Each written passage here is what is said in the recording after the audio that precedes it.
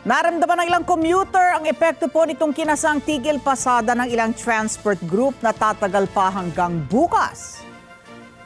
Pero hindi lahat ay huminto sa kanilang pamamasada dahil ang mga grupo ng TNVS drivers idinaan sa noise barrage ang kanilang apela sa pamahalaan at taas singil sa pasahe.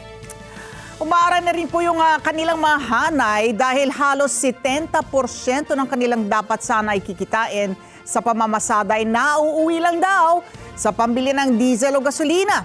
Para sa buong detalye, naging mata natin sa balitang yan si TJ Mendoza. TJ. Ali, tama ka, no? Dito sa nakausap natin yung ilan sa mga commuter dito sa kabahan na ito ng Commonwealth dito sa Quezon City. Para sa ilan sa mga commuter, normal lang naman yung ganito karami ng mga pasahero na bumabiyahe dito, ano? Pero ang hindi raw normal ay yung tila kakaunti na raw yung tumatakbong mga public utility vehicles, particular yung mga jeep, dahil na rin sa ikinakasang tigil pasada ng ilan sa mga transport group at yung ilan nga tumigil na rin sa pamamasada dahil nga sa taas ng presyo ng mga produktong petrol. Umaga pa lang ay naramdaman na ang 2 araw na tigil pasada na ikinasa ng ilang transport group para iparating sa gobyerno ang kanilang apela kaugnay sa pagpapatuloy ng pagsirit ng presyo ng mga produktong petrolyo. Maraming mananakay ang naabala, ang ilan oras din ang hinintay para makasakay at makarating sa kanilang destinasyon. Pero kung ang paraan ng pagpaparating ng mga sumali sa protesta ngayong araw ay tigil pasada, ang TNVS Community of the Philippines idinaan sa pag-iingay ang kanilang protesta. Magkakaroon po ng noise barrage. Yan po ang partisipasyon po ng TNVS Community Philippines sa ibang sektor po ng transportasyon sa sinasagawa po nilang malakihang rally po. Malayo sa amin ang isiping transport strike. Hindi po namin ganyan. Kasi mahal namin ang pasahero, kailangan namin magtrabaho, yan ang livelihood namin. Kaya hindi po namin naisipang gawin po yan, transport strike. Pero pagtitiyak ng grupo ng mga TNVS, kahit di sila titigil sa pamamasada, kaisa raw sila sa panawagan ng mga tinaguriang hari ng kalsada na nag-transport strike ngayong araw.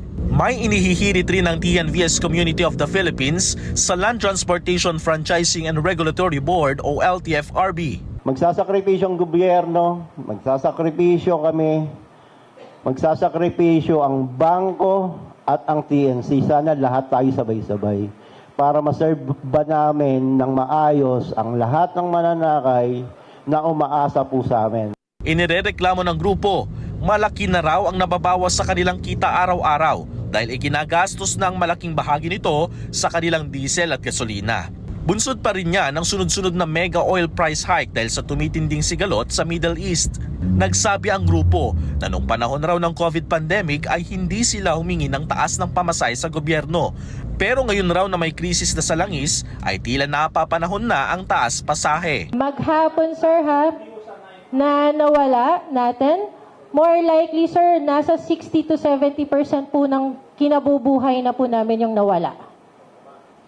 70% na po. Yung nawala po sa amin na nate-take home.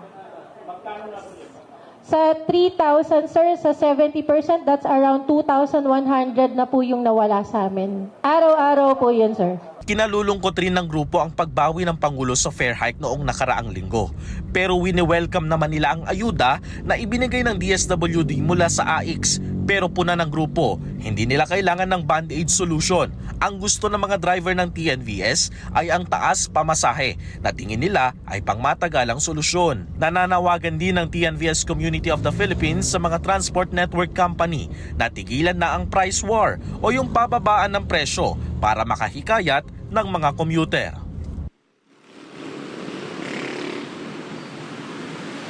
Ali, ganito ngayon yung sitwasyon dito sa aking likuran, dito sa bahaging ito ng Commonwealth dito sa Quezon City. Bagya yung ilan na nakakasakay, pero ayun, mapapansin niyo sa aking likuran ay medyo may pagkukumpul-kumpulan na yung mga pasahero at yung mga kasamahan nating commuter. Paalala din sa mga commuter, meron tayong inilulunsad o ang Department of Transportation ay may inilulunsad na libreng sakay na nagsimula ngayong araw. Yan ay mula alas 7 ng umaga at magtatapos mamayang alas 8 ng gabi. Narito yung kanilang ruta, Ali, mula Philcoa hanggang Cubao, Welcome Rotonda to Cubao, meron ding Loton to Welcome Rotonda, Loton to PITX, Nektahan to Cubao, at Commonwealth to Fairview. Yan muna ang latest mula dito sa Commonwealth dito sa Quezon City. Balik muna sa inyo dyan, Ali. Okay, DJ, para sa kaalaman ng ating mga manonood, ng ating mga kababayan na gustong samantalahin yung libreng sakay na yan, meron ba silang mapupuntahan na website? Yan ba kahit saan pwede mong parahin? O yan ba yung mga terminal na talagang tinalaga na dun lamang ang sakayan, TJ? Ali, doon sa mga nabanggit natin na mga ruta kanina, doon lamang sa mga terminal, specific lamang yung mga pupuntahan ng ilan sa ating mga kababayan.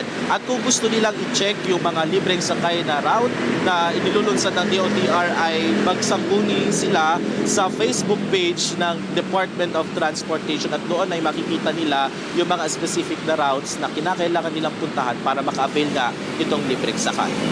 TJ, natugunan na ba yung mga yung ating drivers ng TNVS na umano ay hindi makatanggap ng kanilang 5,000 na subsidy dahil wala raw ang pangalan nila sa listahan na binigay, sinumite ng mga TNCs? Pag wala dun sa listahan na sinumite ng mga TNC, walang ayuda. Natugunan na ba yon? Ako, Ali, yan nga yung isa sa mga pinoproblema ng ilan sa mga TNVS drivers na ating nakausap kanina dun sa press conference.